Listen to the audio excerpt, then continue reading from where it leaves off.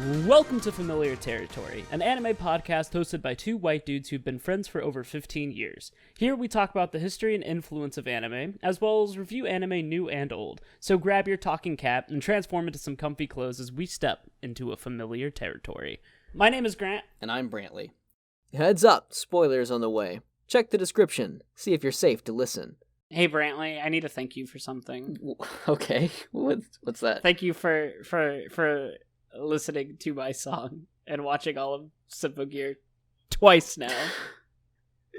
You know, I do like the little cute re-mentioning of the lyrics, because that, I don't know, there's something about that intro, like, lyric that just sounds a little off to me if I'm not paying full attention. Like, if I actually pay attention to how the opening of this show sounds, I totally, like, it's like, yeah, that sounds right.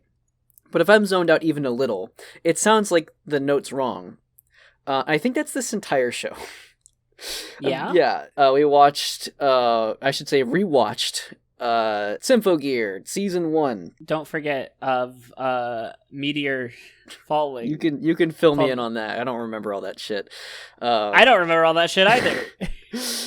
I'll tell you what. In the same sense, like, I have to focus to, like, make the opening music, like, sound right to me. That's kind of this whole thing. Here's the thing. Okay, so we're recording this on a Friday. Life is happening, right? Outside I can hear, like, motorcycles and cars driving by, and planes are flying overhead, and occasionally a truck will scream by real loudly because someone doesn't have respect for women.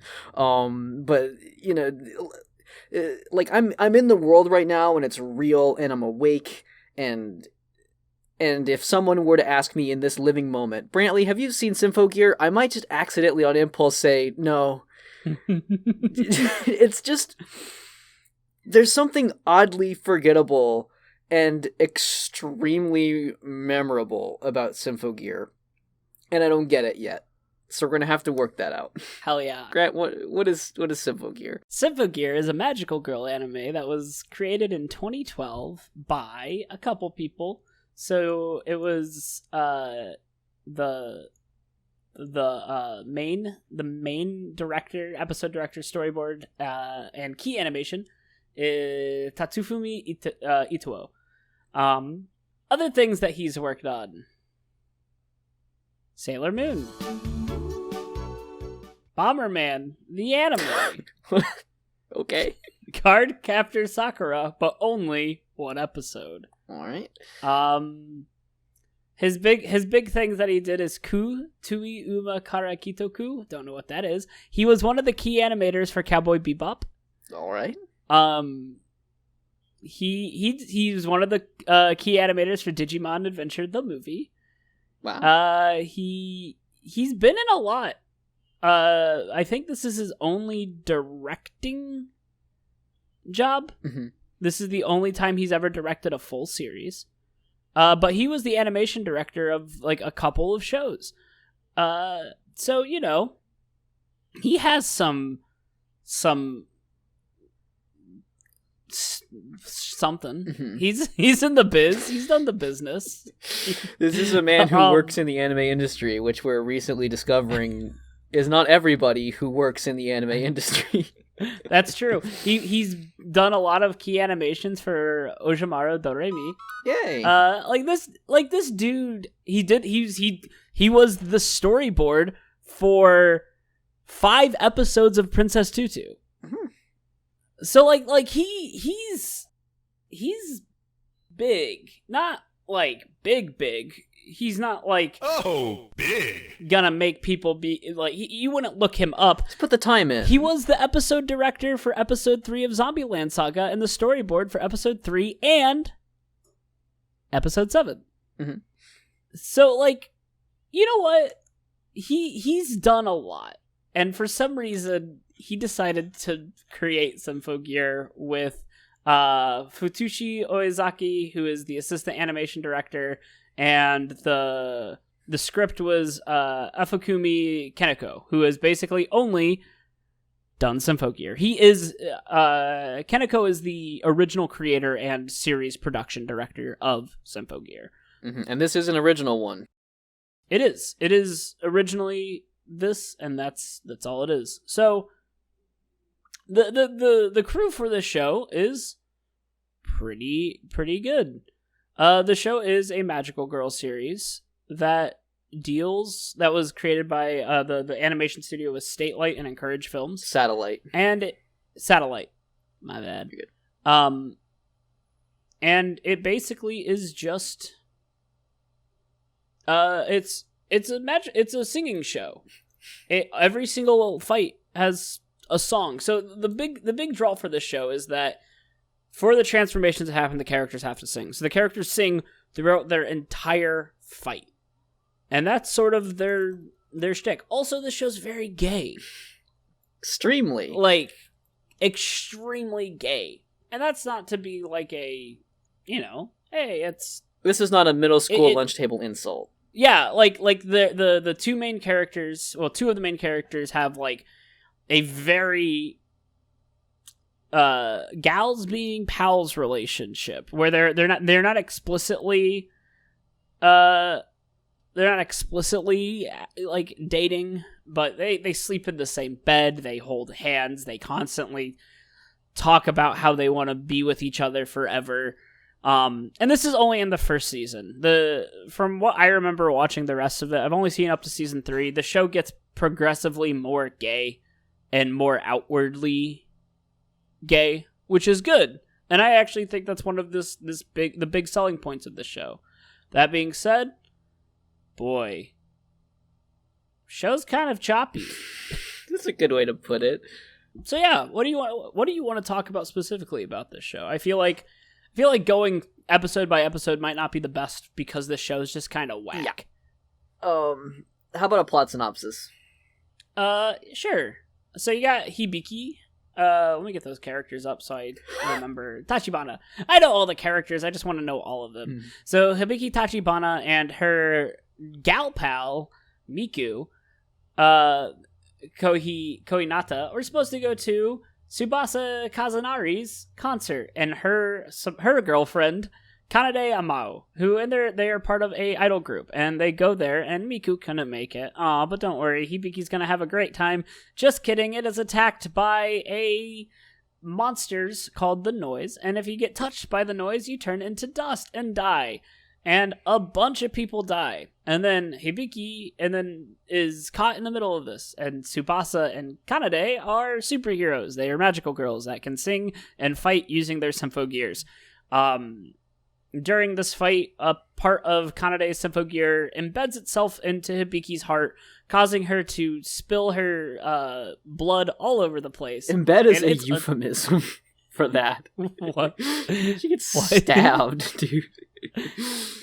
Yeah, but she gets fucking stabbed by a piece of the Gunganir Symphogear, and this show loves blood. Like everyone in the show has like 20 gallons of blood in them, just constantly flowing out if they get hit.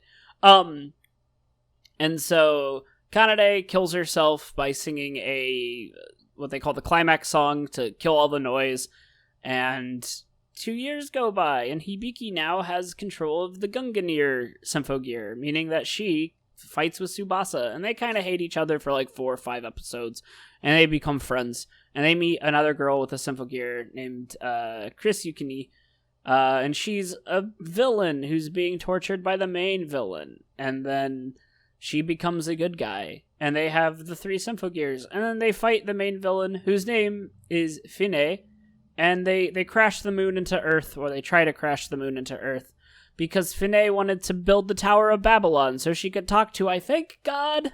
Mm-hmm. It wasn't very clear. And that's like a fourth of the show. Like, there's some wacky shit that happens in between. But it kind of rides that line of being an almost parody, but it takes itself a little too seriously for you to think that way. Little? It takes itself way too seriously. That's right. Now, if you're thinking, wow, that's a shorter plot synopsis than we're used to here on Familiar Territory, I think I want to know more about what's actually happening in this show. No, you don't. Well, because there's not a lot more. You have a couple of supporting characters that are part of. I can't remember what they're the government entity. Don't that worry, they I have wrote it that down supports... for this exact reason. The the 2nd Division Mobile Disaster Response Corps. Yeah, that, and it's so just the JSDF, or whatever you want to call it. Right. Its commander is spearheaded by Gunjuro Kanazari, who's Subasa's uncle, who is a big burly man with red hair that punches people so hard that they explode. He's pretty cool. He's probably one of the best characters in the show. The noise, which Grant described as a noise, which makes sense because they're basically a hive mind and they all do the same thing, which is touch people and then ash them. Normally they can't be hurt by human weapons, so like shoot it with a gun, it just goes through. They can go through walls and stuff. But our friend, Commander Kazanari, is just so powerful that he can just punch and kick into the air, and that force will destroy the noise. Normally a thing reserved for Symphogears only, so know that he has the power of an ancient weapon, typically only unlocked by the power of song. He can't hurt the noise. He explicitly states that, but he can deflect them. Yeah, he could blow them back and stuff. He did fight a god for like a minute and almost won. That did happen in season 1. I do want to say that this is all season 1, and there are 5 seasons of this show, and it gets progressively more nutty. So this show's fine. Let's talk about some of our main characters. Okay. So our primary focus of the show is Hibiki Tachibana. She is the girl that almost died at a concert and then started punching people. Her weapon are her fists. She makes a big deal out of it for a little bit, and then they kind of drop that plot point. What do you think about Hibiki? I didn't think much of her until I rewatched it, and I realized, oh, she's a jock type magical girl in the lead role, and I think that's really kind of fun. For example, original Precure, Nagisa is the same kind of way, where she's the sporty type. Hibiki fits that stereotype, but it's not very apparent, because she's not outwardly sport. She doesn't really do a sport, they don't really talk about that kind of thing. But everything else matches up. She's not exactly dumb, but she's not a clever person. She's trusting. She's trusting and has her focus elsewhere. Yeah, extremely naive. Yeah, it doesn't play into they don't play into the fact that she's a bad student in terms of understanding things. She's just late and everything, and also saves cats and brings them into her classroom. That happens one time. Mm-hmm. Yeah, she's just she's so focused on what's right in front of her that causes problems. I think that's fine. I think it's good, maybe. She's fun enough to listen to. The little gag about her being cursed kind of drags on. But whatever. Yeah. I think more importantly, how do you feel about Hibiki and Miku's relationship? So, I'm a big fan of non-normative relationships portrayed in media, whether that be anime or elsewhere. I think it's hard to do them in a way that isn't fetishizing it. And I will profess this. Symphogear fetishizes a lot of things. Oh God, it's a pretty trashy show. I'm not gonna sugarcoat it. However, for some reason, Miku and Hibiki's relationship, if they were just outwardly dating, wouldn't feel like it wasn't real. A lot of times when I'll see people try and shoehorn in a homosexual relationship, it tends to be kind of the main focus of their entire character arc. Mm-hmm. And it's not written in a way that's believable. If Hibiki and Miku were just straight up like, hey, we are dating, I honestly think that it would be a really good relationship. Mm-hmm. We see them do things together that they enjoy. Miku isn't one-dimensional despite being a side character with no superpowers. She has character. It's not great. It's not like it's a super in-depth like character dive into what it's like to be the friend of a superhero. But she's good. She has reactions. There's a part where her and Hibiki actually get in a fight, and it lasts for a couple episodes. And I think it's valid. It's a good way to do it. I really wish we could see more of them. A lot of the best parts of the show are when Hibiki and Miku are just kind of chilling.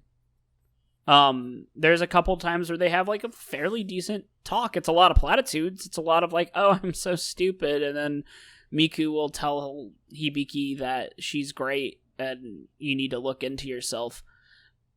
But it works. And I think that if this show straight up said it, they could do a little bit more with it. Mm-hmm. Yeah. It, whether someone might classify this as like they're dating and they just don't need to say it, or like they're dating but they don't know it, like it's almost like a closeted or like unaware thing. I think it works. It works on its execution, which does not happen often in Symphogear. There's I think like a J drama. I don't know what it was called, but like there's two characters and one says to the other like do you like girls? And she's like, yeah. He's like, well, that means you're a lesbian. And she's like, but doesn't everybody like girls? And I think that's kind of the entire cast of this show. Yeah. We're in a world in which everybody loves girls. And therefore it doesn't require mentioning, but the important part is that they actually treat each other with love and respect and, work out their problems, and that's nice to see. Yeah, there's the voice actresses for Hibiki and Miku consider the two characters to be a married couple. Aww. And at Symphogear Live 2018, Aoyuki, who I believe voices Hibiki, refers to Iguchi Yuka, who voices Miku, as her wife. That's adorable. Yeah, so it seems to. I don't know if they delve into it a little bit more, but they seem to at least lean into that idea. Mm-hmm. And with the way that the show is written, I don't see how. If someone told me that they weren't dating, it would be kind of like when you're referring to ancient, historical figures who lived with their roommates and never married. Mm-hmm. Yeah. All right, so I do want to double back on something that we mentioned, the trashiness of the show. Yes. Although, like, I think that relationship we just talked about is very strong. So many other execution aspects of this show just kind of fall flat. It's not even necessarily it's like, oh, it's just tropey or, oh, it's, whatever. It just kind of feels not right.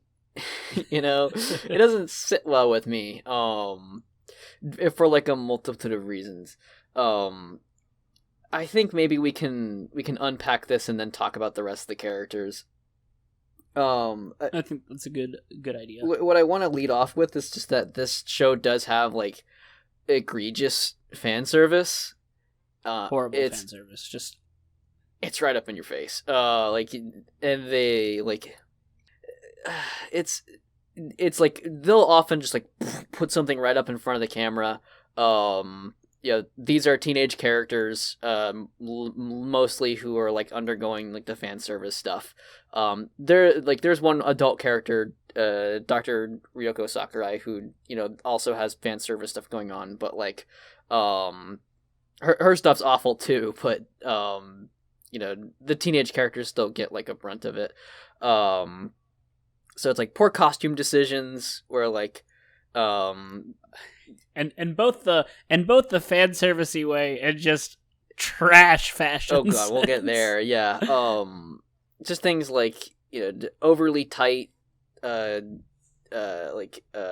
suits, the vacuum sealed variety, that just kind of look bad. Like, they'll put someone's butt up in front of the camera and it just looks like that thing's being crushed by a vice grip. It's just like, oh god, no, don't do that. Lots of gaps in their armor suits, which are meant to accentuate their bodies, and it's just like, come on. It's not good, but it also is not. It's awkward too. It is not titillating at all. As someone who really just doesn't like fan service, and I would say 99% of cases I see it in anime. And obviously, I would only care for it even if it's first has to be appropriate, and then we even have to question how it's being implemented. But this fan service, I don't know who would look at this and be like, oh yeah, that's enjoyable. Yeah, it's awkward.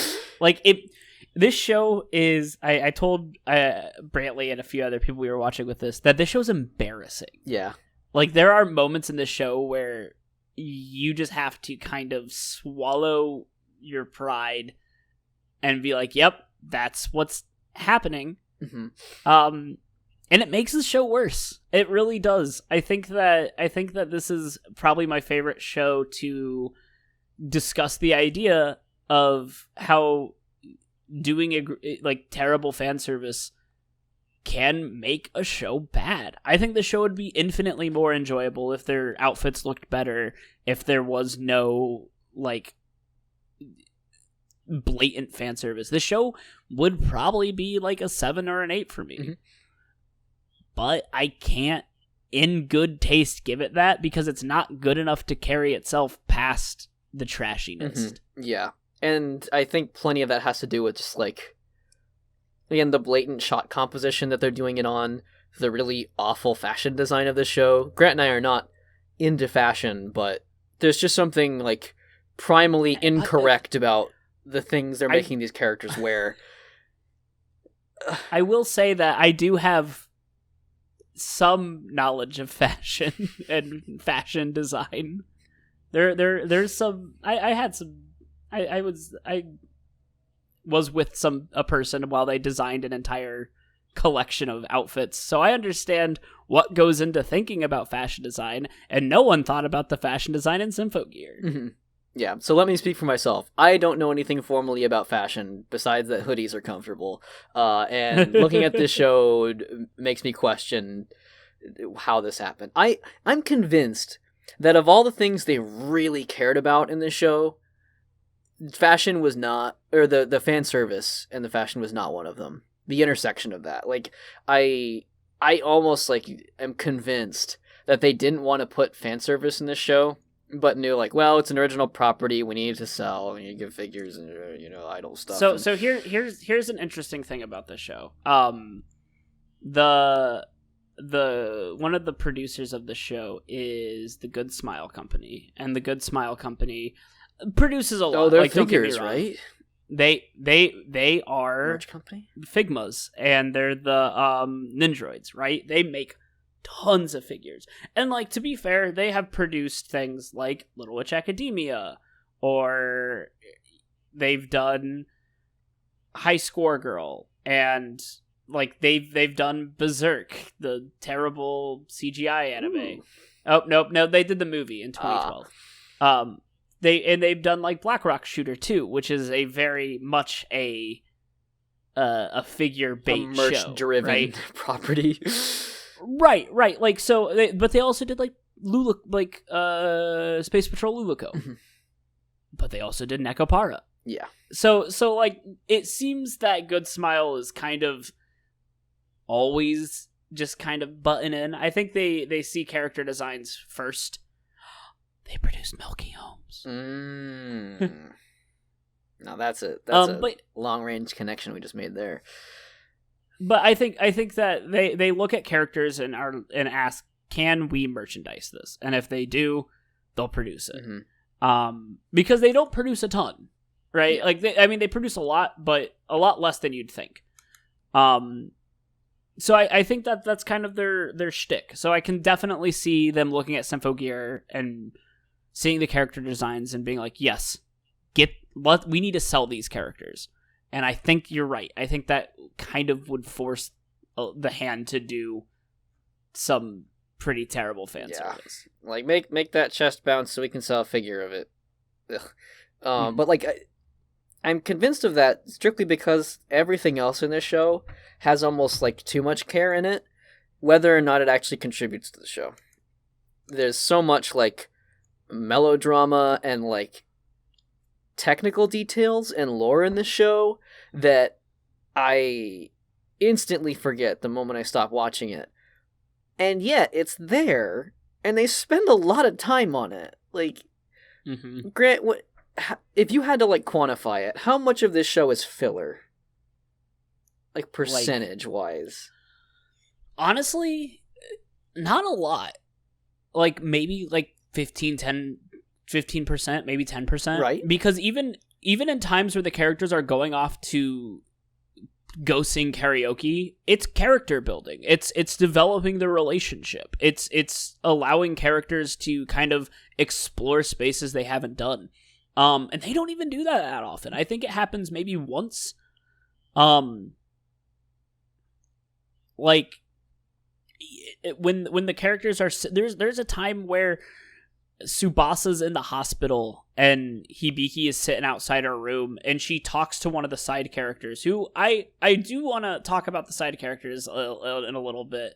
But they talk to a guy named Shinji Ogawa, who is the manager for Tsubasa's singing career and also a secret agent. And he basically just talks to Hibiki as a person and like talks to her about her fears and what she thinks of everything that's going on. It's good.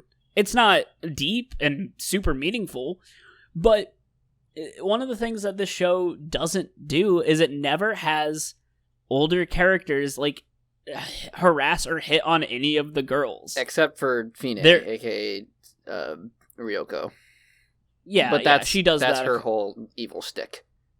Yeah, but like the men and the women that are mostly make up this mostly adult government entity will literally look at the younger characters and be like, "You're a kid, I'm an adult. You don't know what you're talking about.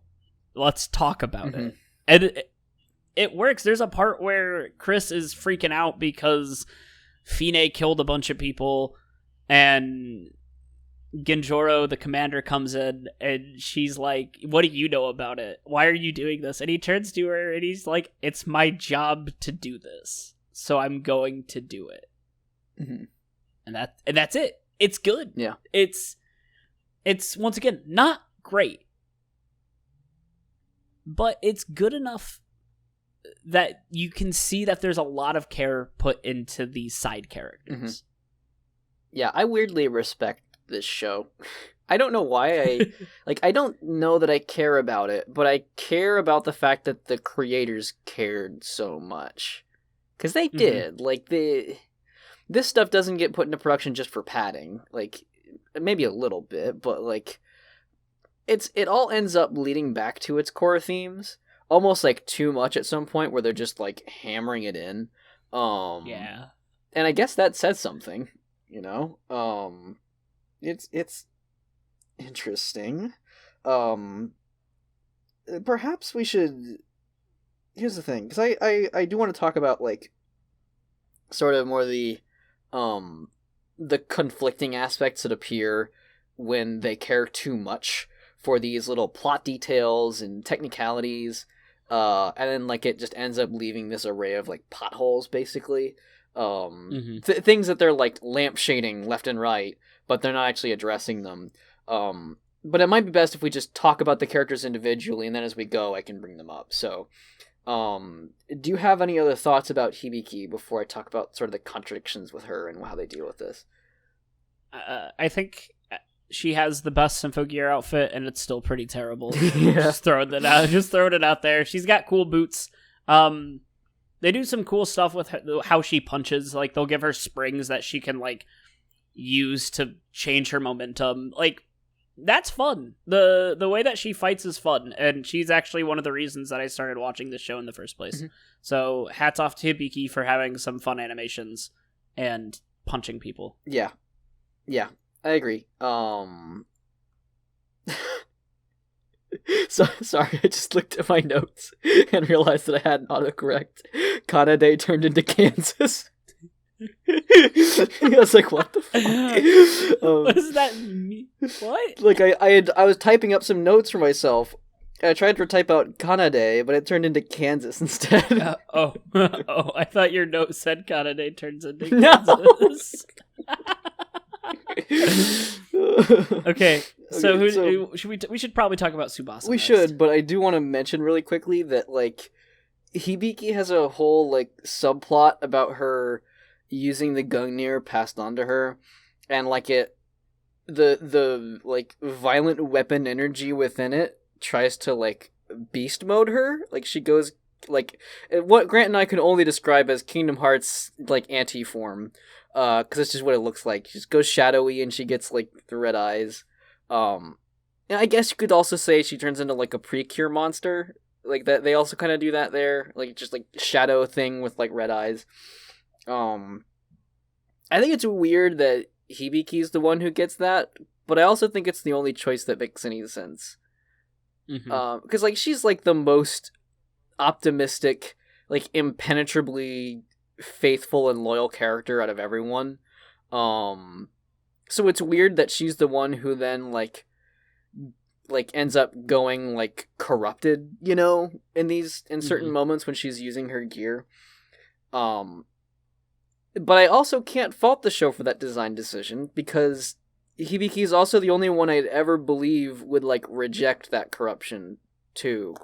Like, if you look at Tsubasa and Chris, I feel like they just give in and just, like, go, you know, full antipasto and just, like, you know, just like tear everything apart, like self-destruction style.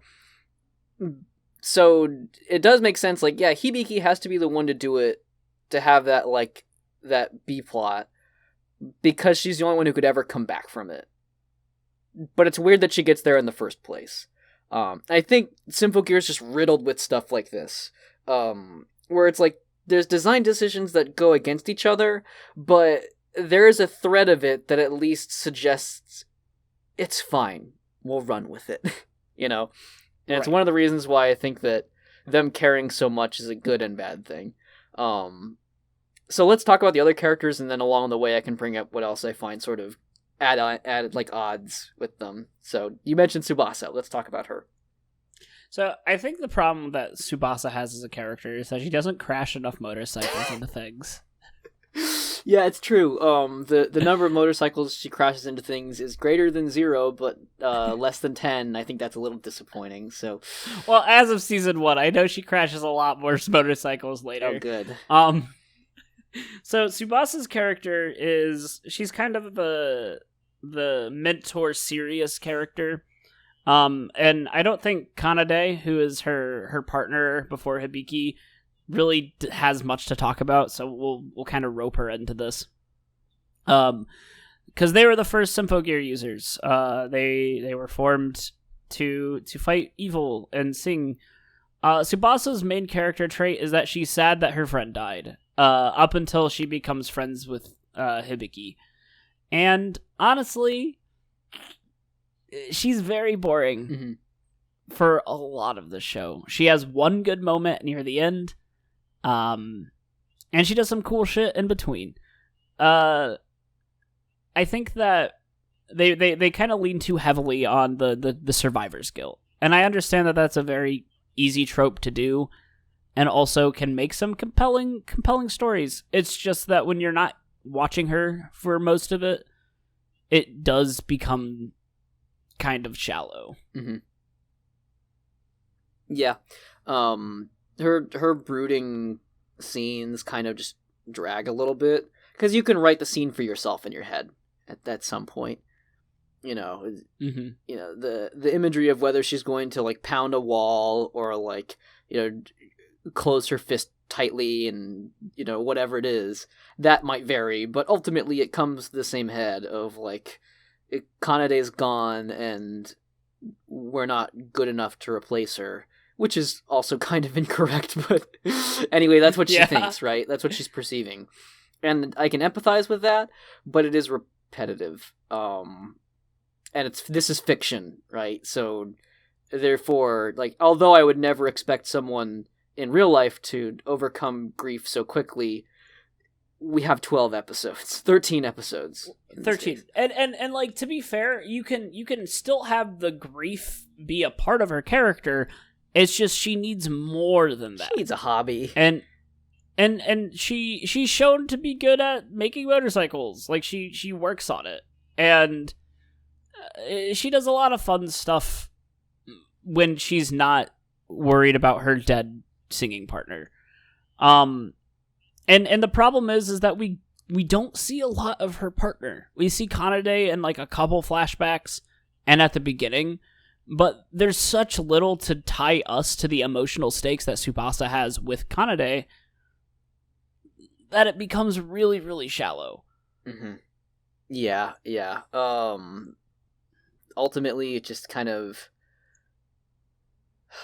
when you're splitting up your time between these three characters, it feels like most of the time it's less about them doing what they want to do and more like them reacting to stimulus.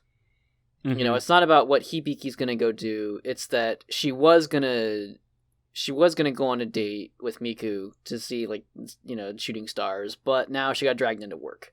So how is she going to react to work? You know, we don't get to see how does she react to, you know, shooting stars with her girlfriend. We have to see how does she punch things again. And so you're kind of going through these similar reactions over and over. You know, what does Tsubasa do in her spare time that leaves her room so messy? I don't know. It's just a result of her being busy. You know, and but she's not even as busy as Hibiki. Yeah. Hibiki is constantly doing more than Tsubasa, but I guess Tsubasa is also a singer, so I guess that's a thing. Yeah.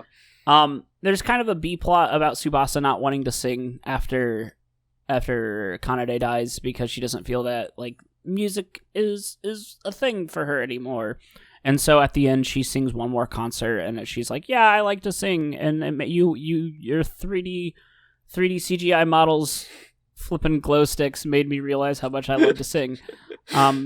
That's she tells the crowd that, except they're you get it. And so it's like it could have been emotionally evocative, provided we had a little bit more context with Kanade. But at the same time, I didn't care enough about Kanade in the first place to want to see her anymore. Yeah.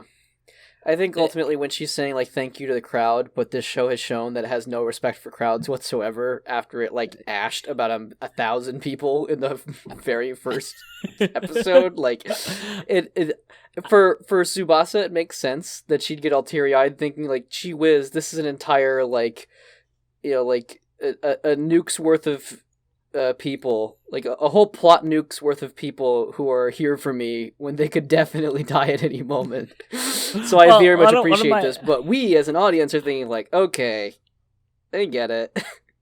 One of my favorite things about that show, right? I think the beginning of that show is one of the worst parts about it. I think Symphogear first season compared to season 2 and season 3 is Symphogear light. I feel like they tried way too hard they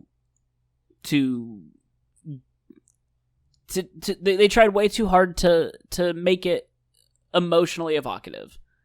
They tried way too hard to make it something other than a goofy fun time. Mm-hmm. And I think that's what it needs to be. And I was reading some reviews of Symphogear before we started, and people were like, the concert is animated beautifully, and we have a gritty story with so much people die, and then it just becomes a fun goofy romp. And I'm like, I think that's what it should be. Mm-hmm. The show literally gets to a point where anytime they have a concert, they just get attacked by noise, and people still come to see these damn concerts. Mm-hmm. Like, it's so fucking stupid. They have to, like, essentially do, like, backflips over plot holes so frequently that you stop caring, and so it's like, you just want to go up to the writers and just put your hand on the shoulder and just like, hey, you can stop now. Just have some fun. Yeah. Take a break. Like, you deserve it. The anime industry's hard enough to work in as is. Exactly. And I think that's kind of the problems with this show, is that it didn't know what it wanted to be, and it didn't ever figure out until later. Yeah. Kanade ends the concert fight by singing her climax song, which kills her, and then everyone gets really worried about it. Because they're like, oh no, if you sing your climax song, you die. And that never happens again. Anytime that anyone sings their climax song, anytime in the future, they don't die. They just get really hurt for like an episode. Question. Or they're yes. If they're the first two Symphogear users, how do they know that a climax song will kill you?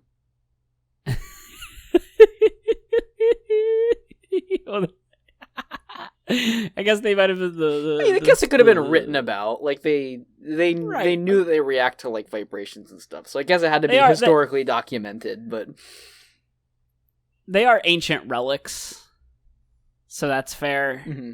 But yeah, the show has a bunch of rules that it doesn't like to follow, and I'm like, why follow it? This show breaks rules like glow sticks, you know? Yeah. Man, that's a good one.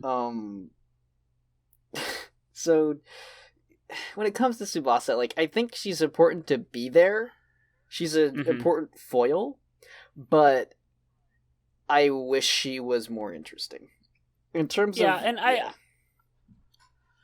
I'd say she has some more interesting character development in the other seasons, but I'm going to be real, I don't really remember, so I'm guessing the answer is no. Yeah, she's also kind of in, like, a weird contradictory state where, as you mentioned, like, nobody else ever dies from a climax song, which is, like, that's Tsubasa's character, is to basically, like, undo Kanade's character. So like, Tsubasa is, like, the tragic reprisal of Kanade, sort of, but she needs to be both inspired by her sacrifice and motivated to sacrifice herself, but also not actually sacrifice herself, so she can live on and essentially continue Kanade's legacy. So that means she's constantly putting herself in danger, and there's diminishing returns on how much we believe that she's in danger. They have her survive her climax song, like, episode 7, I think? Yeah. And then you still have the rest of this first season to go. So, really kind of unfolds itself really quickly. I think she survives 3 climax songs in this one season. Yes, she does. She survives the one where she survives the one. And honestly, the first time she does it against Chris, I will say that might be one of the most cinematic moments of the show. Where it gets, like, the muted colors, and she, like, gets all up in Chris's face. Yeah. And it's like, intense, because she's kind of... It's like, hey, I hate you so much right now. I'm going to kill myself to shatter you. Like, that's what it is. And it's good. Oh, the way you phrased that for some reason just got me. You make me so mad I want to disappear. Let me sing about it. But like, I think that's good. I think that part's really good, and you don't get to see any more of Tsubasa. Like, do that again, because then she's in the hospital, and then she, her little like outing with Miku and Hibiki is really good for her too, because she kind of gets to let loose and be a teenager, and it's fun. And after that, she just kind of becomes a stern but friendly talking point. I will say that and on my anime list, Hibiki is the most liked with 1,141 member favorites. Chris has 1,091 favorites, which is pretty good, and Tsubasa has 524 favorites. Yeah. Like she's very boring. Yeah, I'll say that episode, like when Hibiki tells Tsubasa that, like, it feels like this isn't a world but it's the world you're living in, the world you're protecting, and that means something. Like, I feel like that's actually really solid advice. Like, that's great. Especially when in these conditions when we're kind of, not present in the world, we're kind of separated from it. Kind of, it hits close to home right now. To realize, like, it doesn't matter how you're physically oriented to it, you're still embodying the same world, and we're all connected somehow. But I really do love the idea of, like, two toddlers that are mad at each other, and so one of them screams so hard that they pass out, which is essentially what happens in the Tsubasa and Chris fight. Okay, enough dunking on that, though. I want to take a quick sidebar over to Kanade. It's a very, very small bar. There's like one glass of water and a single peanut. And it's the kind of peanut where you crack it open and there's not two peanuts inside, there's only one. Yeah, man. Fuck. Yeah, that's Kanade. She's written to be like the Kamina of this show, where, like, she's like the most important person to look up to. She's the shining star, the example for everyone. But she's constantly shown up by literally everyone else in the show. Yeah, she needs to be weak enough that she can be surpassed, but strong enough that she was like an influence.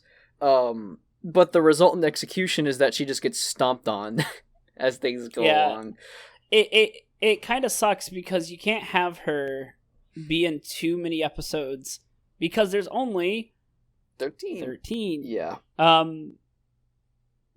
Her voice actress was, by the way, when this show came out, was 50 years old, and I'm for that. Wow. Excellent. Yeah. I'm glad to hear that. Older voice actresses and actors still need work. I mean, the gal that voiced Kanade is also Pitt's voice actor. Pitt from Kid Icarus? Yeah. Whoa. And yeah, so sick. Cool. Just thought you'd want to know that. I did. I do. But the thing is that you can't have Kanade be in it for too long because you don't have enough time to establish the three main girls in that time, while also creating a character who is something to look up to. The only way it could work, honestly, is if Kanade didn't die during the first thing, Hibiki still got a piece of Gunganir stuck in her, so she also had Gunganir, as well as Kanade, and then Kanade dies later. Mm-hmm. Which might have worked, but at the same time, it's a lot of fucking stuff to do. Mm-hmm. Yeah. And then like that wouldn't have the whole plot thread of like Hibiki replacing Kanade. Right. So it becomes a different show at that point. Yep. Yeah, it's just it is kind of funny how in retrospect, like almost nothing she does is a success. Like, yeah, she gets her Symphogear by like overdosing basically, and like trying hard enough. And like her willpower is what does it, which is great, but also she was like jamming needles in her neck. She's like very competent in combat, but she does sacrifice herself after one person dies in particular, and that's Hibiki getting stabbed by a chunk of her armor, Symphogear stuff, because she took damage. Like, repeatedly, and then she's the only one who dies from a climax song, maybe in the entire series. As far as I know, yes. So it just, unfortunately, how it turns out is that she just took a bunch of L's, and then that's it. So that's it. No dubs for Kanade. Let's move on to Chris. Yeah. Chris is a weird character as a semi-villain, right? So she is Japanese American. That is her shtick, and that her parents were a singer group that would go to war-torn countries and play music for like refugees and stuff. And that gets her parents killed. And so she hates war. Good stance you got going on there, Chris. You're 1 for 1 right now. And 2, singing, because it reminds her of her parents. So to fight against war, she becomes the gopher for a god creature named Fine, like a god conqueror, and basically goes out of her way to murder everybody. Mm-hmm. She becomes what she hates to put an end to it. Mm-hmm. But also, her whole character's kind of a mess because of how much they put her into. Like, as she is legitimately like tortured and gaslit and abused up and down, for half the series. And so she, like Tsubasa, is essentially racked with like all sorts of emotional and physical torment. But then also the show bends around to make her like the embarrassment fuel, where it's like, she's this tsundere type. They like, she gets flustered easily, and they kind of like fetishize that. It's just kind of, she also has like the most like, I would say overtly like sexual outfits given to her, or like a lot of her outfits have like essentially like low cut, and just like gaps in that, like her outfits and whatever, just kind of like bad. So her character gets like the absolute worst treatment from the characters in the story and the creators too. It's a rough break. Yeah, she's not taken care of well. I would even say she's just like she is almost the entire embarrassment of the show. Yeah. Especially because she also has the most potential for having character development. Mm-hmm. She gets to her, and there's a really good scene where Commander Kazanari brings her food, and they just kind of chill in her shitty apartment and talk for a couple seconds, and then she jumps out the window. Mm-hmm. but like there she never just took a time to like sit down and chat, and I feel like that's just such a disservice for her character. Mm-hmm. Yeah. They really don't let her heal very much. You get like a few sparse conversations between her and Kazanari. And those are nice, but she has to be so defensive because she's hot off the heels of trauma that there is no good transition point for her to really turn over a new leaf. She just kind of stays like angry and pent up, but they transform that into like tsundere. And that's not a good look. Yeah, it's a bummer. Again, like you said, she has potential in the sense that like they have like a very tragic plot assigned to her, but this show doesn't handle tragedy well. in the amount of time they No, have it or does. in execution. And what's weird is that given the fact that they do have 5 seasons of this show, you would suspect it to be a little bit more involved as the show went on. But after season 1, she basically just becomes the generic tsundere. Mm-hmm. Yep. They just kind of All right, there's one more character I think we need to talk about. Mm-hmm. Tony Glazer. I don't think Symphogear can get anywhere without Tony. All right, we've officially talked about Tony Glazer. Moving on. No. Tony Glazer has one favorite on my anime list. Who is it? Is it Us. you? No. Wait, really? Yeah. I didn't consent this. This is a shared Sorry. account. I know the fucking password. I'll revoke that.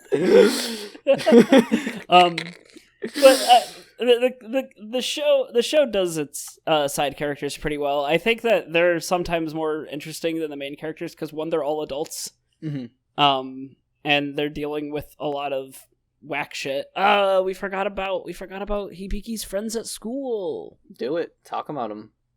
Or sorry, do you have to take there's- away some precious time talking about Tony Glazer?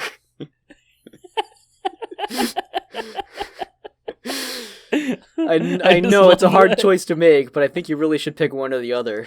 Who's it going to be? So Hibiki has 3 friends at school that don't get Symphogears. Maybe they ever, should get as some far as favorites, huh? What? Maybe they should get some favorites. If you're going to pick them over poor old Tony. I'm not. I stand Tony Glazer. Oh my god. With us having Tony Glazer as a favorite, we now have more favorites than the short-haired tall one. Tony Glazer has more favorites than Kurio and Do, as long as we keep him on our favorites. There we go. So Hibiki has a couple friends that she hangs out with. They're not particularly interesting. One is blonde, and that's it. One is tall, and that's it. And she calls Hibiki Biki. She just says Biki. And then Yumi Itaba, which is everyone's favorite. She has 5 member favorites, by the way. She constantly says, well, if this were an anime, or what is this, an anime? Like, she references just the concept of anime in this show to show how ridiculous some scenarios are. They don't do anything except they flip a switch once at the end of the series, and they sing a song to give Hibiki the spirit bomb, and that's about it. They cry a lot. They watch a guy die. That happens. It's pretty great. Yeah. You think they'd be more used to it, considering like the noise are like everywhere and you just appear at any time, and like you'd think they'd get that captured on the news and people would see it, but you know. Nope. They have a weird thing going back and forth in the show. They're like, remember, this is a secret. Don't tell anyone. You can't tell anyone about you being a superhero. But also, their Symphogears don't cover their faces. And they have to sing loudly in order to activate their powers. So Also, when someone figures out that Hibiki is a superhero, the government doesn't do anything about it. it's like, okay, that's fine. You're in this now. You can come down here too if you want. You want to see our headquarters? Yeah, they're pretty trusting, and that's a little refreshing. I'm not gonna lie. They do put Hibiki in handcuffs like 3 times because they're afraid she might tell. Mm-hmm. But after they think that's a little too much, and they stop doing it. I will say the show begins with seeing Hibiki's grave, because they're like hinting that Hibiki dies, and then it finally gets to that part at the end, and literally like 2 minutes later, Hibiki like shows up, and she's like, "Hey, I'm actually alive," and that's it. Yeah, it's such a fucking red herring. Mm-hmm. It's so good. Oh, hey, by the way, you might be thinking, hey, they didn't talk about Ryoko/Fine. Isn't she an important character that should be discussed? No. Yeah, she wants to talk to God. You ever seen the sexy villain type? Like That's her. You know, like oh, it's like Doronbo or Doronjo from Time Bokan or Yatterman, or it's like you know, whatever, like like the Ojo-sama laugh of like woo, like that kind of character. Basically, she's just one of those. Except like she's more like sexually abusive and fucked up, but that's it. She's not interesting. She also makes deals with America. America is the bad guys in the show multiple times. Good. There is a really weird part where she has like a full-on conversation in English with with an American spy, just naked, wearing like stockings. It's super awkward, and like neither the voice actor or the voice actress had like their English is fine and it's understandable, but it doesn't make sense for them to be taught. There was no reason for it to happen, and the whole scene is just a mess. Yeah. We might talk about her motivations as a villain later, just while we're talking about themes, but that's really the only thing that is interesting about her. So that's about all you really need to know about Symphogear in terms of like what you should expect. Some of the songs are really catchy. Says you. The fight. No, I'm kidding. I think. Do you know what? Do you have a favorite? A favorite song? Yeah. It's not from this season. That's but fine. if it, what? It's fine. It's Radiant Force. It's the song that they sing in the beginning of season 3. Mm-hmm. That one. There was one thing I wanted to mention. I do like Chris's song in this one. I do where too. she's just I think that one's my favorite song in this season because it's very, very angry, mm-hmm. and combine that with the fact that she's shooting a bunch of guns is really fun. Mm-hmm. Let's talk a little bit about fight scenes before we move on. Okay. I think the show has some pretty decent animation sometimes. It gets better. I will say that later on, the show gets incredibly like fluid in fight scenes. But even then, there's some really impactful. Like the punches feel good. Mm-hmm. I really dig that they have the like magical girl like attack names, but instead of having them say them and like do this whole thing about it, it's just like a really quick like stylized like font type that goes over it, and then the fight continues. Yeah, they posterize it. Yeah, it's fun. I think that's a good choice. It kind of like gives you some familiarity. I love all of Chris's weapon names because they're like Mega Death, whatever. Mm-hmm. And it's fun. The show has some really stylistic choices when it comes to the fight scenes, and I think it pays off super well. Mm-hmm. But that's really kind of all I wanted to talk about. Yeah, I'm not as fond of the fight scenes. They kind of just become like visual noise. Yeah. It's just kind of like things happening. I guess maybe it's because the noise don't put up a fight, and so it's like most times just kind of like taking swings and kind of clearing out things. I think that's also one of the things. As the show goes on, they start fighting less noise, more and people, and it becomes a little. Symphogear GX has some pretty solid fight scenes. Mm-hmm. But yeah, I think that I wanted to say that the stylistic choices I like. I don't think they're particularly great in this season, but it shows that they wanted to do something with it. It's their setup for the spike that comes later. Yes, I think that's it a lot. Yeah. All right. I do think that combat makes sense in this show. It's definitely something that keeps the show going when everything else is tiring you out.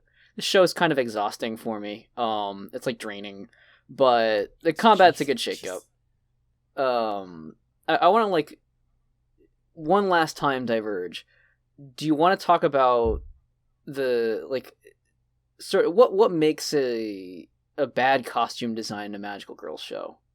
Because we've said, like, the costumes are bad. We said, like, the costumes are, like, fetishistic, but we haven't really described, like, what then is, like, our subjective vision of, like, good fashion versus bad fashion. I think this is a perfect time to talk about that. So, I think it's going to be weird because it's going to be a very, very awkward shift. But I think when we're looking at characters in bad fashion, I think you gotta look at like Pyra from Xenoblade 2, mm-hmm. right?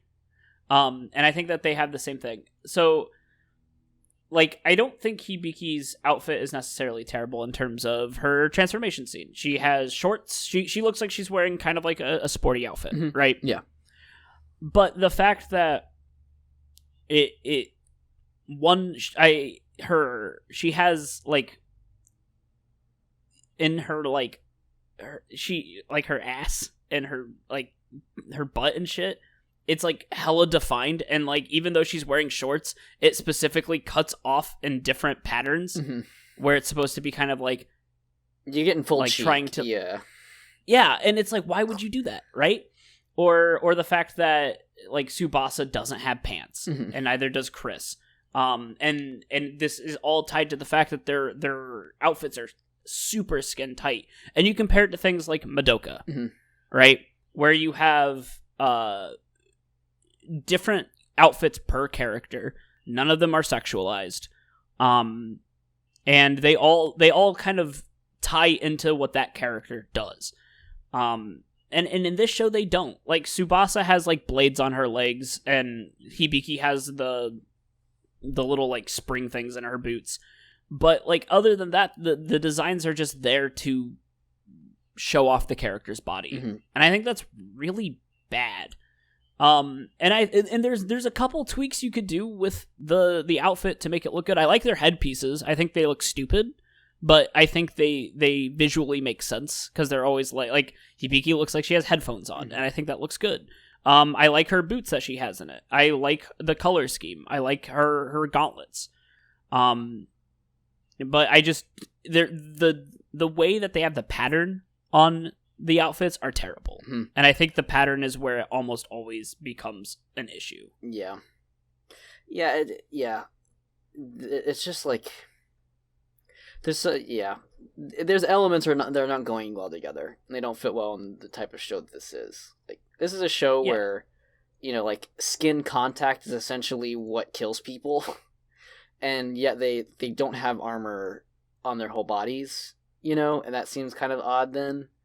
In other shows it's like, oh, we're doing like magic attacks and stuff, so it's in like that fantastical combat sense, it's less about like, oh, my metal plating's gonna take this fireball. It's more about like, armor be damned, I'm gonna get hit with magic, so whatever, we can be more fluffy and sort of loose with the clothing. But here everything's very physical, and so when they have these really awkward attachments to the armor, or like there's major gaps in it, or like the suits are really skin tight, it doesn't have any world sense. It doesn't look great too. Like you mentioned, like the patterning of it and stuff, it just kind of like looks chaotic. I don't know. It seems over designed to me. I think that's what kind of breaks it for me. It's over designed, and it's very like sexual. Yeah. And I don't dig that. I'm not a big fan. And it gets worse. Like the GX AXZ outfits are probably the worst. That's the 3rd and 4th season. They're pretty bad. But they get better in XV, which is the 5th season. But I'm just not a fan. Yeah. I think that Hibiki's is the best, and that's saying something. Yeah. These types of designs almost to me feel like an exercise in geometry of like, how can I draw shapes on this body in an interesting way? Like it's almost like they're like, it's not about like fitting clothing onto the character. It's more like, I'm just like, how do I draw like strips of clothing or like shapes of clothing on the body so then it ends up making something that resembles armor or clothes? And just nothing sits right about it. It doesn't look comfortable at all or combat ready. I have the same issue with like this show's outfits remind me a lot of Kill la Kill. Where it's just like kind of these nonsense sharp pointy bits of like hard metal or like some kind of durable plastic or rubber that's just kind of sticking out that feels like it would get in the way, or like you'd turn your head and hit it, or like there's just like pieces of it missing that feel kind of dumb. And I know that Kill la Kill has the whole thing of like, well, like plot, minor spoilers for Kill la Kill, but like the amount of armor you have is relevant to how powerful it is. There's a dynamic going on there. But I still hate how it looks. It still doesn't look practical at all. It's like function and form are failing each other somehow. I don't know. I think that there is a level of stylization that you can do for magical girl shows, and I just think that Symphogear failed miserably in almost all fronts. Mm-hmm. Yeah, except for Hibiki's boots and headgear. Yeah, when you look at like a mecha show that you haven't gotten familiar with it yet, so it's not a Gundam, it's not an Eva, it's not like it's something you've never seen before, but they tried to make a mecha anyways, and you're just looking at the mech. And it's just, like, you can't make head or tails of, like, what it's supposed to be. There's, like, all these random, like, wings of metal sticking off of it and stuff. Like, that's kind of how I feel when I look at Symphogear designs. That's a good way to say it. Because, boy, is that true. Okay, that's all I had to say on that topic. No, that was a good topic, and I think that's part of what makes Symphogear hard to recommend to people is because the outfit designs are terrible. There's glimpses of hope in there. Like you mentioned, Hibiki's outfit's really sporty. Love that. They give Hibiki a scarf. It's fucking cool. It's fucking cool. Yep. Okay, I think we're ready to talk about themes. Hell yes. And thankfully, this show tells you its themes outright, so I didn't have to do any work. No, but what this show comes down to is essentially, like, peace is accomplished through communication, and you communicate with a shared language. It talks in, like, ancient sense, where it's, like, way back when, Tower of Babylon, we all speak the same language, and therefore, by, whatever method, tongues of flame or, just the fact that, like, we're all coming from the same place. We can get along because we can talk it out, because we can all understand each other. But then humanity diverges, and then they stop speaking the same language, and that's what sort of creates conflict, is when we stop understanding each other. That tracks in the show, where, like, the characters solve their biggest problems by talking it out, not fighting. Like, I have a feeling that this is going to happen every season, where we have a new character who fights against the main characters, and they have a misunderstanding, or like you don't know what it's like to be me, but then they talk it out, and then they all become, they join the side of good, right? What? No. Silly. What are you talking about? That's this entire show, right? Yeah. Literally everything comes back to, people don't understand Hibiki, but then Hibiki talks to him about it, and then everyone gets along. It happens with Tsubasa, it happens with Miku, it happens with Chris and Ryoko. All of the major... Chris... Huh? With Chris, she just straight up says it. She's just like, talk to me and become friends with me. Yeah. And then they do. Yeah, exactly. And, like, it's there's more to it than that, because, like, Kazunari has to get involved with Chris as well, but that's more talking, right? They're not fighting. And Chris is the, like, antithesis to that, where, she's like, we have to fight. The way that we stop conflict is to fight it to the death, and then the conflict's done, because there's only one person remaining. Yeah, her way to solve war is kill everybody that has the will to fight. Right. And so clearly the show is saying that's not how this goes, and so what that becomes in, like, a more abstract sense is that we're going to end conflict and overpower the noise in the channel, noise being literally the alien creatures that are interdimensionally appearing here, and also noise in the channel is in, like, conflicting information or misunderstanding that gets in the way of us communicating with each other. We do that with the shared language of singing. That music is something that we can use to talk to each other and to empathize, and, essentially to feel for each other when words are failing us. The noise in the channel is what's creating tension, and then that causes us to fight. But if we can actually have a clear conversation, whether it's through language or song, that's how we can find peace. That's the angle to that. But now Brantley, you say, I did not. is fine. Moving on. No, I'm kidding. don't patronize me. So the weapons in this show were made by the ancients to be activated by the power of song. So then the whole thing is that they wanted to cause warfare with each other by using a shared language.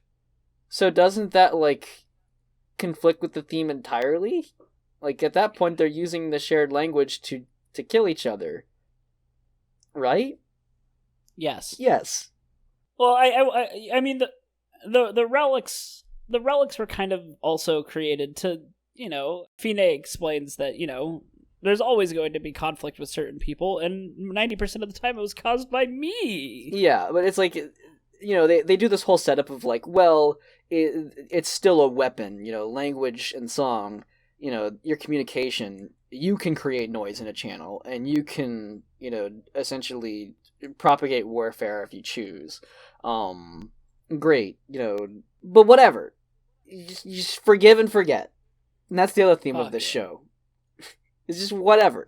Just, oh, you caused all this destruction, you've been the one who's been making all this noise. Well, that's okay, because I still believe you might be a good person on the inside. Yeah, how many people did Chris inadvertently kill? Oh, plenty. Ryoko is like she fucking essentially fills the countryside with, like, noise, and they destroy all of them, most likely leveling those, areas in the process. Yeah, I mean, like... But then, like, they have the whole walk it down of, like, well, I know on the inside, the real Ryoko's still in there, and I bet she's okay. Thanks, Hibiki. Like, well, and then she gets dusted. Yeah. Right, like, there's the anime shonen trope of, like, it doesn't matter how much destruction you caused, because we can forgive you. We can arbitrate it. There's a shred of humanity left in you, and that means you're okay. Come on back to us, Sasuke. Fuck. But that also works out perfectly. Why doesn't the theme entirely make sense? Because fuck it. We'll forgive you. It's. I mean, it doesn't all have to make sense if we just have forgiveness.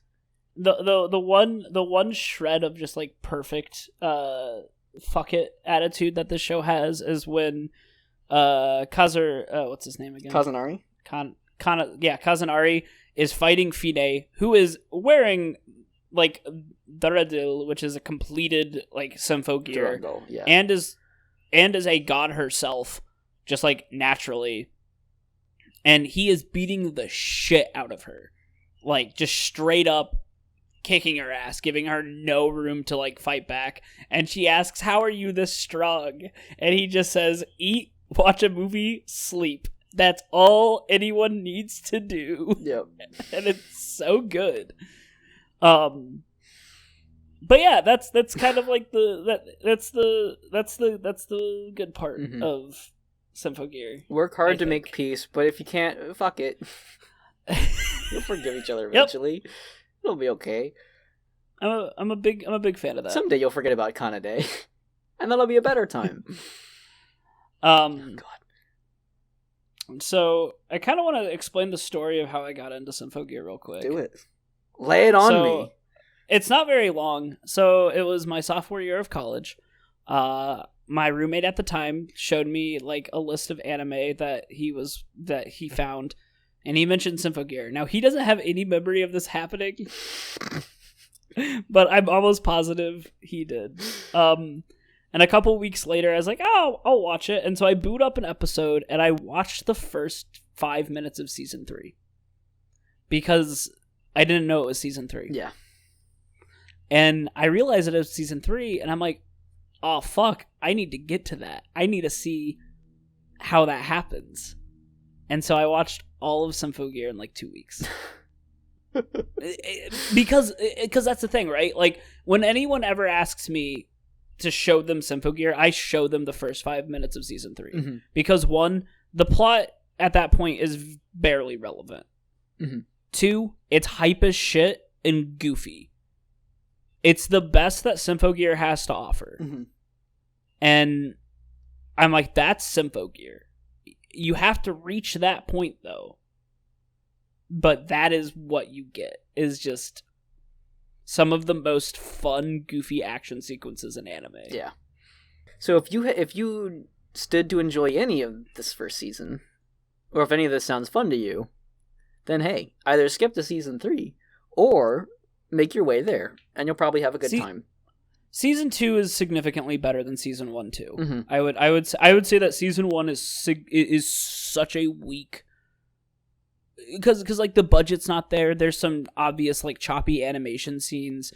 And as far as I know, at least in season 2 and 3, they toned down the fan service quite a bit. At least they make it a lot less like in your face. Blatant. Yeah. I do know that there is a transformation sequence in like one of the later seasons where they hired one guy to do it because he liked the character so much. And it was like going to be 7 minutes, and it's horribly offensive. Yeah. But it's a fun romp. I like it a lot. And it's trash. It's a trash show. It's kind of my like de facto point whenever people talk about me being hella critical on anime or media in general. I almost always talk about Symphogear, because I always like to talk about how I will shit on Symphogear forever. Anytime that we watched it this past week, I would make a joke about how painful it is to watch this show. Because the criticisms of that show are valid, and it is nowhere near close enough to be a perfect show. That being said, I enjoy it to a great extent, and I think Symphogear is kind of one of those shows that allowed me to retroactively reflect on what kind of media I liked and what I liked about it. I kind of give Symphogear like the trophy for introducing me to odd concepts in anime, and it kind of spoiled me in that way, where I want shows to try something new. Symphogear sang and fought before a lot of shows. And it's one of the reasons that I think Revue Starlight's really good, because it uses something that I think is a very good representation of the medium, and it does it a little bit better. But Symphogear is not perfect by any means, and it's my shit. By the way, before anyone goes typing on those keyboards, we will get to Macross eventually, so lay off. Wait, the singing and fighting, it's yeah, I know, it's like what, 60s to 70s. Great, we'll get 80s. What? No, we're gonna get there, but please let Grant have his point. Okay. Nah, man, rip into my shit. Tell me I have no basis in anime history because I've never seen Macross. Okay. Call me a fool. All right. Are you ready for some hypotheticals? Hell yeah, dude. I've been thinking about these all day. Okay, well, what, do you have hypotheticals for me, or are you just ready? I'm just ready. Okay, good. Here we go. The 2nd Division Mobile Disaster Response Corps has selected you. Hell yeah. As a candidate to join the team, being enough of a shit starter to be a culture fit. But you're also not a bad enough person to wield a Symphogear. So, congrats, you're the new fashion designer for the team. Hell yes. How do you change Hibiki's Symphogear form? Or if you don't want to do gets Hibiki... pants. Okay. No, you know, she doesn't even need pants. So her entire suit is now black. Okay. And she gets a better fitting top because that can't be comfortable. Yeah. Her boots get 6 more springs. That scarf comes on immediately. That muffler is sick as shit. Yes. It's the best character design. I don't even necessarily dislike like the athletic wear look. I just think that it's gotta make it monocolor on the like base, and then add more armor to it with the orange highlights. Yeah. I think that's what you need. I just think you need to fix the color scheme and the geometry of it. Yeah. I think that would make it almost infinitely better and make the pants a little bit longer. Yeah. I see. Yeah, I think I like the orange, black, and white a lot. They go together. I love that. But I mostly have the same suggestions. No more random leg polygons. Just like either like give her like fully armored arms and legs, or cover them in like jumpsuit / tights. I think it just makes more sense. That being said, I like the shorts, but I have a personal appeal towards making them like the puffy like diebuster shorts. You know how like they have like their uniforms are like one piece, but then like they get kind of puffy at the bottom when they like cut off at the shorts. I want those. Chris actually wears that. She has like her like regular top kind of like turns into shorts. I want that to be in Hibiki's transformation design, because then she gets to have like the jumpsuit, but it also gets to have her like athletic shorts. Yes. Let's see. I found a turnaround of her season 1 design, and there's all these little weird like pokey bits and stuff that just look like they'd be painful. There's these sharp bits on like the backside of her collar. Get rid of those. I noticed that she has like hair hooks. Almost like it's weird. Like her after her headset, like the earphones of her headset. There's like a piece of metal that like bends backwards around to the back of her head and like curls in almost like a hook, but it does so in a way where it wraps around her weird like her hair fluff. So it almost like holds the hair fluff in its like pointy shape. And it's like, because like her hair's always like that, but then like the shape of her like headset helmet thing also like hooks around it as if to hold it in place, which is really goofy looking. I guess they can stay because they're not like entirely getting in the way, but I also think they should probably make it more of a helmet shape, like because I don't know. I think about running around with headphones on. I just imagine them flying off. Otherwise they're just like clamped to her head, and that's also going to be painful. I think they should change the boots, but here's why. Because I look at the boots, and it doesn't look like her feet are allowed to bend. Like, oh yeah, it's weird. Like they animate it like they can, but like the metal like seems to be so pushed down, so like your foot can't like bend upwards or like kind of crease in the middle. So like I think they should flex that. Like I think maybe they should give her like Dragon Ball booties, where they just kind of like boop, like they poke out. Or like Mega Man has the same kind of thing where it just kind of vaguely becomes this like rubbery blob shape.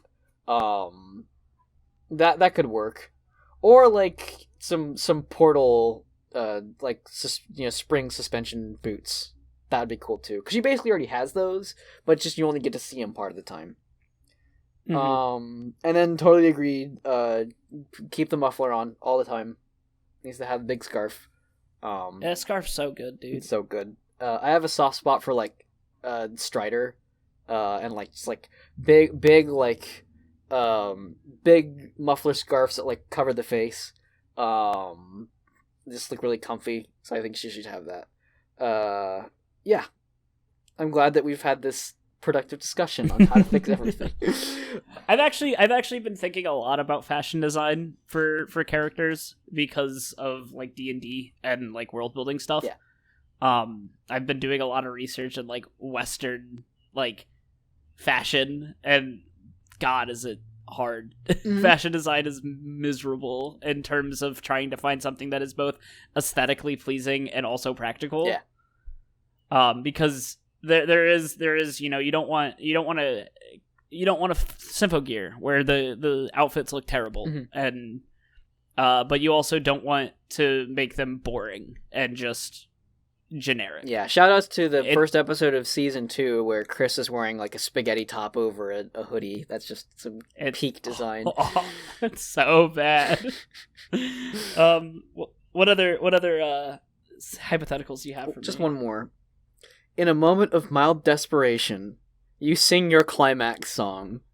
What mild inconvenience leads you to do this? And why do you inevitably survive? So, I have this problem when I wake up to go to work, where my apartment's very cold, and since it's very cold outside right now, despite the fact that it's almost April, I don't want to get out of bed. Yeah.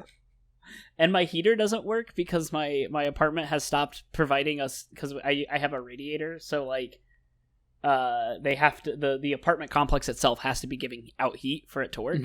And since it is not cold enough for that to happen, I don't get heat. God.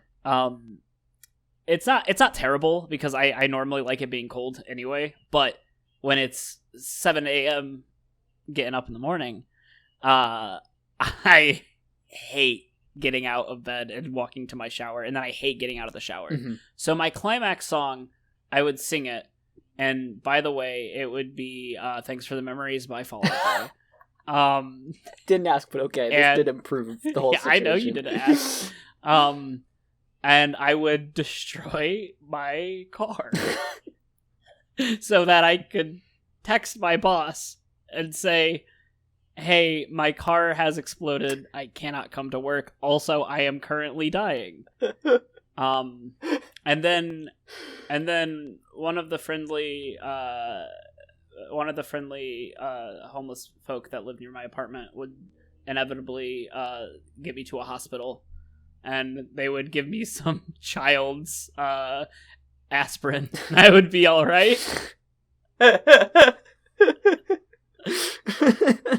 Okay. Solid plan.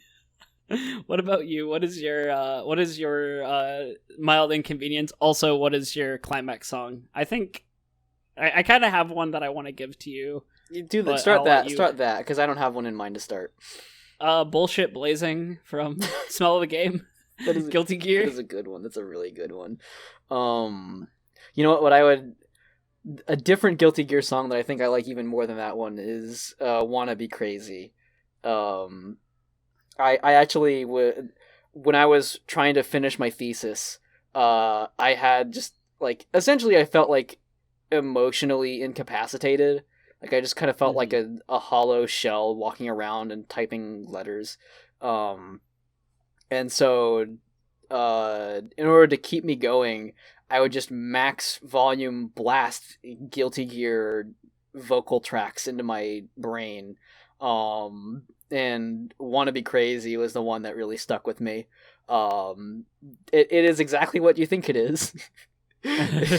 with lyrics like you want to be crazy, you want to have a freak out. And I'm just like, yeah, I want to do that. But here I am typing up my thesis.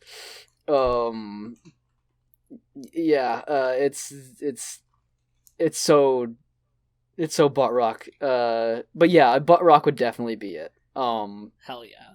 Some form of butt rock. It might actually then bend into every time I use it would probably give me a different one. So like Open Your Heart from Sonic Adventure is probably in the rotation.